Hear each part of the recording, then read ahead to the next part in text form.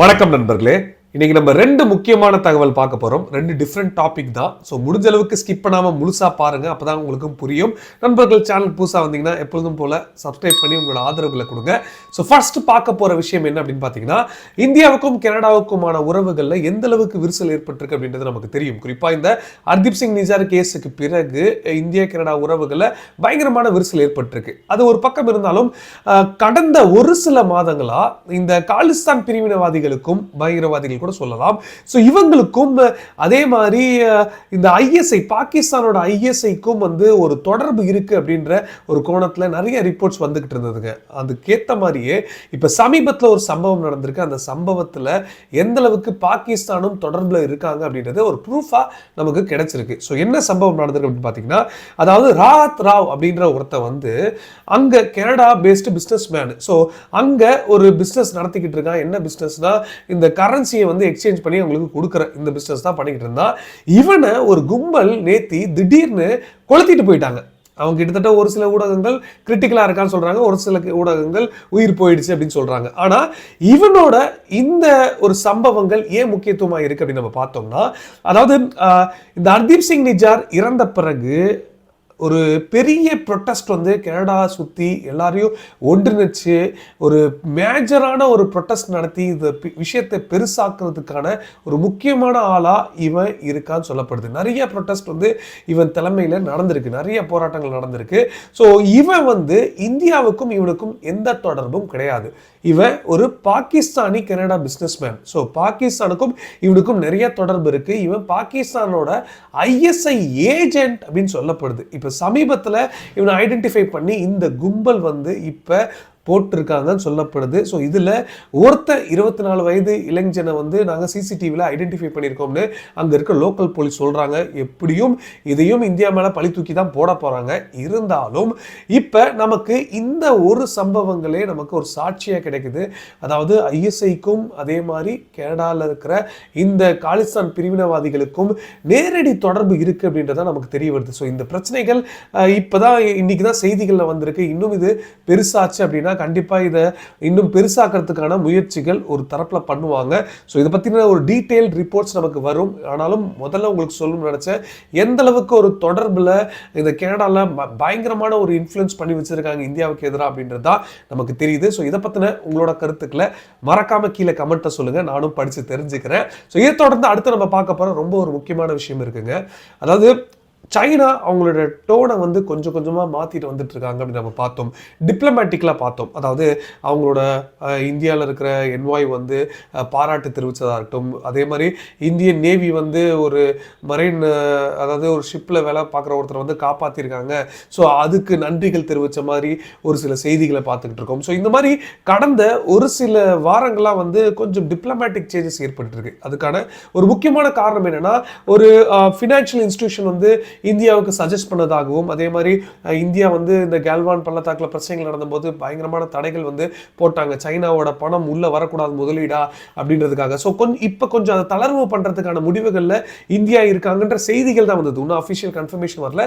இந்த செய்திகள் வந்த உடனே ஸோ இந்தியாவுக்கும் அதே மாதிரி சீனாவுக்கும் ஒரு பிஸ்னஸ் நார்மல் ஆயிடுச்சு அப்படின்ற மாதிரி செய்திகள் சொல்லிட்டு இருந்தாங்க. ஆனால் ஜெய்சங்கர் அவர்கள் அதை எல்லாத்தையும் கலைக்கிற மாதிரி ஒரு ஸ்டேட்மெண்ட்டை விட்டார். அதெல்லாம் கிடையாது, பிஸ்னஸ் ஆஸ் யூஷுவல், எல்லையில் பிரச்சனையை வச்சுக்கிட்டு நாங்கள் பண்ண முடியாது அப்படின்னு சொல்லிட்டாரு. ஸோ இது ஒரு பக்கம் கன்ஃபார்ம்டா வந்தாலும் இந்த டியூனை வந்து கொஞ்சம் சேஞ்ச் பண்றதுக்கு சீனா பார்க்குறாங்க சொன்ன இல்லையா. அதுக்கேற்ற மாதிரி இப்போ ஒரு முக்கியமான ஒரு டேட்டாவை வெளியிட்டிருக்காங்க. சீனாவே வெளியிட்டிருக்காங்க. வேர்ல்ட் பேங்கே இதை வந்து ரிலீஸ் பண்ணியிருக்காங்கப்பா அப்படின்னு சீனா பெருமையாக வெளியிட்டிருக்காங்க. இதில் இந்தியாவை எந்த அளவுக்கு முக்கியத்துவமாக வச்சிருக்காங்க அவங்களோட போஸ்ட்ல அப்படின்றத பார்க்கணும். ஏன்னா இதில் குறிப்பாக இந்த மேனுஃபேக்சரிங் சம்பந்தப்பட்ட செய்திகள், இந்த மேனுஃபேக்சரிங்கில் இந்த உலக நாடுகளில் எந்த அளவுக்கு மேனுஃபேக்சரிங் கான்ட்ரிபியூட் பண்ணுறாங்க அப்படின்ற ஒரு செய்திகளை வந்து சீனா போடுறாங்க. இதில் டாப் 5ல் அதாவது சீனா டாப்பில் இருக்குது, இதில் 5வது இடத்துக்கு இந்தியா வந்திருக்கு அப்படின்ற மாதிரி ஒரு போஸ்ட்டை வந்து போட்டிருக்காங்க. ஸோ இந்த போஸ்ட் வந்து எவ்வளோ தெளிவாக காட்டுது இந்தியா வந்து மேனுஃபேக்சரிங் ஹப்ல ஒரு சேஞ்சஸ் கொண்டு வந்துகிட்டு இருக்காங்க அப்படின்னு. இதை சீனாவும் அக்னாலேஜ் பண்ணியிருக்காங்க. அதுதான் இந்த போஸ்டோட நம்ம முக்கியத்துவமாக பார்க்க வேண்டியதாக இருக்கு. ஸோ இந்த குளோபல் டைம்ஸும் தொடர்ந்து இந்தியாவுக்கு எதிராக எவ்வளோ விஷத்தை கக்கிட்டு இருந்தாங்க இதுக்கு முன்னாடி. சின்ன சின்ன செய்திகள், சின்ன சின்ன சம்பவங்கள் எங்கேயோ ஏதாவது ஊரில் நடந்தா கூட அதை அப்படியே ப்ரொஜெக்ட் பண்ணுவாங்க. ஆனால் இந்த குளோபல் டைம்ஸ் இப்போ அவங்களோட இந்த டைரக்ட் நியூஸ் பேப்பர்லையும் சரி, அதே மாதிரி வெப்சைட்லையும் சரி, இந்த ஒரு போஸ்டை போட்டு எல்லாருக்குமே ஆச்சரியத்தை ஏற்படுத்தியிருக்காங்க. ஒரு நண்பனை பார்க்குற மாதிரி, ஒரு கூட்டாளியை பார்க்குற மாதிரியான ஒரு போஸ்டை வந்து போட்டிருக்காங்க. ஸோ இதில் வந்து இந்தியா மேனுஃபேக்சரிங் ஹப்ல இவங்க சொன்ன நம்பர்ஸை நம்ம எடுத்துக்கிறோமோ இல்லையோ, ஆனால் சீனாவே அக்னாலேஜ் பண்ணுறாங்க அப்படின்னா ஒரு மாற்றம் எழுந்திருக்கு அப்படின்றத நம்ம கவனிக்கக்கூடிய ஒரு விஷயமா இருக்கு. இதில் இந்த டாப் 5 அப்படின்னும் போது என்ன ஆக்சுவலாக போட்டிருக்காங்க அப்படி பார்த்தீங்கன்னா, அதாவது கிட்டத்தட்ட சீனா வந்து ஒரு டாப்பில் இருக்காங்க உலகத்தில். மேனுஃபேக்சரிங்கில் அவங்க தான் டாப்பில் இருக்காங்க, நம்ம மறுக்கவே முடியாது. $4659 பில்லியன் மேனுஃபேக்சரிங் அவுட்புட்பா. அவங்க வந்து மேனுஃபேக்சரிங் அவுட்புட்டை வந்து அந்த அவ்வளோ அமௌண்ட்டுக்கு வந்து பண்ணுறாங்க. ஆனால் 5வது இடத்துல இருக்காங்க இந்தியான்றதை மென்ஷன் பண்ணி போடுறாங்க. 456 பில்லியன். இது சர்க்காசமாகவும் பார்க்கலாம். அதாவது சீனாவும் இந்தியாவும் காம்படிஷனாக 5வது இடத்துல காட்டுறாங்க அப்படின்னு சொல்லலாம். ஆனால் இந்தியா 5வது இடத்துக்கு முன்னேறி இருக்காங்க அப்படின்ற விஷயங்கள் சொல்லியிருக்காங்க. ஸோ சைனா முதல் இடத்துலையும், அதே மாதிரி அமெரிக்கா 2வது இடத்துல $2497 பில்லியன், ஜெர்மனி 3வது இடத்துல 845 பில்லியனும், ஜப்பான் அதே மாதிரி 4வது இடத்துல 818 பில்லியன், 5வது இடத்துல 486 பில்லியன்ல இந்தியா அவங்களோட மேனுஃபேக்சரிங் அவுட்புட்டை காமிச்சிருக்கிறதா இந்த போஸ்ட் வந்து சொல்லுது. ஸோ சவுத் கொரியா 6வது இடத்துலையும், மெக்சிகோ 7வது இடத்துலையும், இட்டாலி, பிரான்ஸ், பிரேசில்னு அப்படியே வரிசையா வந்திருக்காங்க. ஸோ இந்த டாப் 10ஓட இந்த லிமிட்டை வந்து போட்டிருக்காங்க. இந்தியா மேனுஃபேக்சரிங்க்கு வந்து எந்த அளவுக்கு ஒரு முக்கியத்துவம் கொடுக்க ஆரம்பிச்சிருக்காங்க அப்படின்றது சீனா இப்போ அக்னாலேஜ் பண்ணியிருக்காங்க. இன்னைக்கு வேணா சீனா டாப்ல இருக்காங்க, அதே மாதிரி இந்தியா 5வது இடத்துல இருக்காங்க சொல்லலாம். ஆனால் வேகம் தான் ரொம்ப முக்கியம். எந்த அளவுக்கு வேகமாக 5வது இடத்துக்கு வந்திருக்காங்க அப்படின்றது தான் முக்கியம். ஏன்னா இந்த சீனா இப்போ முதல் இடத்துல இருக்கிறது ஓவர் நைட்ல நடக்கல. 15 வருஷத்துக்கு முன்னாடி, 20 வருஷத்துக்கு முன்னாடி என்ன கதை அப்படின்றது யாரும் மறந்துட மாட்டாங்க. ஸோ அப்படி இருக்கும்போது சீனா இப்போ இந்த அளவுக்கு க்ரோத் பொட்டன்ஷியலை வந்து காமிச்சிருக்காங்க அப்படின்னா இந்தியாவும் இதே மாதிரியான ஒரு க்ரோத் பொட்டன்ஷியலை காட்ட முடியும் ஃபியூச்சரில் அப்படின்ற ஒரு மெசேஜ் தான். ஸோ இந்த மெசேஜ் ரொம்ப தெளிவாக நமக்கு காட்டுது இந்தியாவோட மேனுஃபேக்சரிங் பிளான் எப்படி இருக்க போது, இப்போ இருக்கிறதே வந்து உதவுமா, இல்லை இன்னும் ஒரு சில மாற்றங்கள் கொள்கை ரீதியாக கொண்டு வந்தால் இது இந்தியாவுக்கு இன்னும் அதிகமான கூடுதல் அட்வான்டேஜ் கிடைக்குமா அப்படின்றது தான் நம்ம எதிர்நோக்கிட்டு இருக்க வேண்டியதாக இருக்குது. ஸோ ஒரு வகையில் இந்தியாவுக்கும் சீனாவுக்கும் பிரச்சனைகள் இல்லை, எல்லை பிரச்சனைகள் இல்லை அப்படின்னா இந்த எப்படி ப்ரொஜெக்ட் பண்ணியிருப்பாங்க சீனா அப்படின்ற உங்களுக்கு ஏதாவது ஒரு தாட்ஸ் இருந்ததுன்னா கண்டிப்பாக கீழே கமெண்ட்டை சொல்லுங்கள். ஷார்ட்டாக இருந்தாலும் பரவாயில்ல, கமெண்ட்டை சொல்லுங்கள், நானும் தெரிஞ்சுக்கிறேன். ஏன்னா என்னை பொறுத்தளவு என்ன தோணுது அப்படின்னா, ஒரு வகையில் இந்தியாவுக்கும் சீனாவுக்கும் எல்லை பிரச்சனைகள் இல்லைன்னா இதை வந்து அமெரிக்கா 2 நாடுகளையுமே, சீனாவும் இந்தியா 2 பேருமே ஒரு கூட்டாளியாகவும் ஒரு காம்படிட்டராக பார்க்காம ஒரு கூட்டாளியாக பார்த்து ஒரு எதிர்ப்புகளை தெரிவிக்கலாம். அதை கட்டுப்படுத்துறதுக்கு இந்தியா, அதாவது சீனாவை மட்டும் இல்லை, இப்போ இந்தியாவும் வீக் ஆக்குறதுக்கான முயற்சிகளை வந்து மேற்கொள்ளலாம். ஆனால் எது எப்படியோ சீனா ராணுவ ரீதியாக எதிர்கொள்றதுக்கு இந்தியா நமக்கு தேவை. இது மட்டும் புரிஞ்சு வச்சிருக்காங்க. அவங்க ரஷ்யாவோட என்ன உறவுகள் வேணா வச்சுக்கிட்டோம், இல்லை மற்ற நாடுகளோட என்ன உறவுகள் வேணா வச்சுக்கிட்டோம், நம்ம சொல்ற விஷயங்களை வந்து நகர்த்துறாங்களா அப்படின்ற ஒரு சில கொள்கைகள் ரீதியாக தான் இப்போ அமெரிக்கா செயல்படுறாங்க அப்படின்றது தான் எனக்கு தோணுது. ஸோ உங்களோட கருத்துக்களையும் மறக்காம கீழே கமெண்ட்டை சொல்லுங்க. இது மட்டும் இல்லைங்க, இன்னொரு முக்கியமான தகவலும் வச்சிருக்கேன் உங்களுக்கு சொல்றதுக்கு. ஏன்னா சீனா ஓகே இப்போ அவங்க இந்த அளவுக்கு மேனுஃபேக்சரிங் ஹப்பை வந்து காட்டுறாங்க.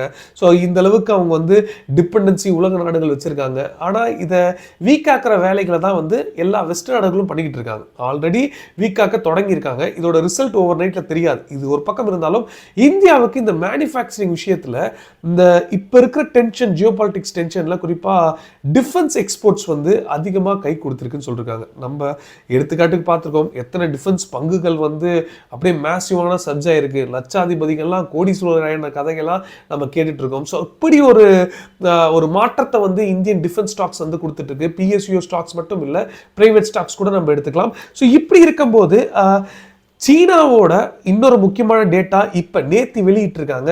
ஐஏஎன்எஸ்ன்ற ஒரு நியூஸ் ஏஜென்சி வந்து ஒரு அனலிஸ்ட் வந்து ரெடி பண்ணி போட்டிருக்காங்க. இந்த ரிப்போர்ட்டை வந்து வெளியிட்டிருக்காங்க. என்ன சொல்றாங்க அப்படி பார்த்தீங்கன்னா, சீனாவோட ஆர்ம்ஸ் எக்ஸ்போர்ட் வந்து மிகப்பெரிய ஒரு வீழ்ச்சியை வந்து சந்திச்சிருக்குன்னு சொல்றாங்க. நிறைய நாடுகள், வாங்கிட்டு இருந்த நாடுகள்லாம் பயப்படுறாங்க சீனா கிட்ட இருந்து வாங்குறதுக்கு அப்படின்னு சொல்றாங்க. ஸோ ஒரு இம்போர்ட் ஸ்ட்ரகிள் வந்து இருக்கு அப்படின்ற விஷயங்கள் கருதப்படுது. அதுக்கான காரணம் என்ன அப்படின்னு சொல்றாங்கன்னா, சீனாவோட ஆர்ம்ஸ் எக்ஸ்போர்ட் இந்த அளவுக்கு வீழ்ச்சி வந்து சந்திச்சிருக்கிறதுக்கான பிரைமரி ரீசன்ஸ் வந்து இந்த குறிப்பாக அவங்களோட குவாலிட்டி பிரச்சனைகள் தான். ஸோ புவர் குவாலிட்டியை வந்து கொடுக்குறாங்க. அதே மாதிரி அடிக்கடி ப்ராப்ளம் ஏற்படுது. ஸோ இந்த ப்ராப்ளம் ஏற்படுதுன்னா ஒரு சர்வீஸ் சப்போர்ட் அப்படின்றது அவங்களுக்கு உடனடியாக தேவை. அப்போ தான் வந்து அதை வந்து ஈஸியாக சமாளித்து அதை பயன்படுத்துறதுக்கான விஷயங்கள் முயற்சிக்கலாம். ஸோ இந்த சர்வீஸ் சப்போர்ட் வந்து டோட்டலாக வந்து அவங்க கிட்ட இருந்து சரியாகவே இல்லை. டெக்னிக்கல் சப்போர்ட்டாக இருக்கட்டும், சர்வீஸ் சப்போர்ட்டாக இருக்கட்டும், எதுவுமே ஒரு தெளிவான சப்போர்ட்டே எங்களுக்கு கொடுக்கல. ஸோ இதனால் ஆப்ரேஷனல் பெர்ஃபார்மன்ஸும் அடி வாங்கிட்டே இருக்குது அப்படின்ற விஷயங்களை தெரிவிக்கிறாங்க. ஸோ இது வந்து ஒரு சர்வே எடுத்து இந்த முடிவுகளை வந்து இவங்க தெரிவிக்கிறாங்க. இது மட்டும் இல்லாமல் நிறைய நாடுகள் வந்து மிலிட்ரி பர்ச்சேஸு சீனா கிட்ட இருந்து வாங்குறதுக்கான ஒரு முக்கியமான காரணமே லோ காஸ்டாக தான் இருக்குது. ஸோ இந்த சீனா கொடுக்குற மாடல், லோ காஸ்டாக கொடுக்குற மாடல் எப்படி இந்தியா ஃபாலோ பண்ணாங்கன்னா குவாலிட்டியாக கொடுக்க முடிஞ்சதுன்னா கண்டிப்பாக இந்தியாவோட எக்ஸ்போர்ட்டு டிஃபென்ஸில் அதிகரிக்கக்கூடும் அப்படின்ற விஷயங்களை சொல்கிறாங்க. ஸோ பொதுவாக அவங்க வந்து இந்த பொருளாதாரத்தில் பின்தங்கி இருக்க நாடுகளை ஃபோக்கஸ் பண்ணி தான் அவங்க இதை வந்து மில்கிங் பண்ணுவாங்க. ஸோ எப்படியாவது சீனா அவங்களோட ட்ராப்குள்ள விழ வச்சு ஸோ இதுக்கான முயற்சிகள் மேற்கொள்வாங்க. இன்னைக்கு அந்த நாடுகளே இன்னைக்கு சீனாவுக்கு எதிராக குமுற அளவுக்கு இன்னைக்கு நிலைமை மாறி இருக்கு அப்படின்றது தான் நம்ம பார்க்க வேண்டியது இருக்கு. இது மட்டும் இல்லாமல் தொடர்ந்து இந்த டெக்னிக்கல் சப்போர்ட்டு, ஸ்பேர் பார்ட்ஸ் கொடுக்காது, இது எல்லாமே சீனாவோட மிலிட்ரி இண்டஸ்ட்ரியோட காம்ப்ளெக்சிட்டி வந்து காட்டுது. ஒரு வகையில் அவங்க பிஸியாக இருக்கலாம். உள்நாட்டு தேவைக்கு என்ன வேலைகள் பண்ணணுமோ அந்த வேலைகளை வந்து இப்போ தொடங்கியிருப்பாங்க. ஸோ அதனால் இப்போதைக்கு அவங்க வேறு ஏதாவது கவனம் செலுத்தக்கூடாது அப்படின்ற ஒரு நிலைமையில கூட இருக்கலாம். ஸோ இதெல்லாம் வந்து இந்தியாவுக்கு ஒரு அட்வான்டேஜான ஒரு விஷயமா அமைஞ்சிருக்கு. ஸோ சர்வீஸ் சப்போர்ட்டு மற்ற விஷயங்களும் இந்தியா அதிகமாக கவனம் செலுத்து. ஏன்னா நம்மளோட மேன் பவரோட பவரை வந்து யூஸ் பண்ணிக்கிட்டாங்க அப்படின்னா பயங்கரமான ஒரு மாற்றம் அடுத்த 10 வருடங்களில் வரலாம். இது என்னோட யூகங்கள் தான். ஸோ உங்களோட கருத்துக்கள் இதை பற்றி என்னன்றதை மறக்காம கீழே கமெண்ட்டை சொல்லுங்கள். ஸோ இதோட நம்ம இந்த வீடியோ நிறைவு செஞ்சுப்போம். உங்களுக்கு கண்டிப்பாக பிடிச்சிருக்கும்னு நம்புகிறேன். இது வரைக்கும் கடைசி வரைக்கும் நீங்கள் பார்த்துருக்கீங்க இந்த வீடியோனா உங்களுக்கு ஒரு ஸ்பெஷல் தேங்க்ஸ் வந்து கொடுத்துக்கிறேன். ஸோ தொடர்ந்து உங்களோட ஆதரவுகள் கொடுங்க. புதுசாக வந்திருக்க நண்பர்கள் மறக்காமல் சேனலை சப்ஸ்கிரைப் பண்ணிக்கோங்க. ஸோ நாளைக்கு இன்னொரு வீடியோ சந்திப்போம். ஜெய்ஹிந்த், பாய்.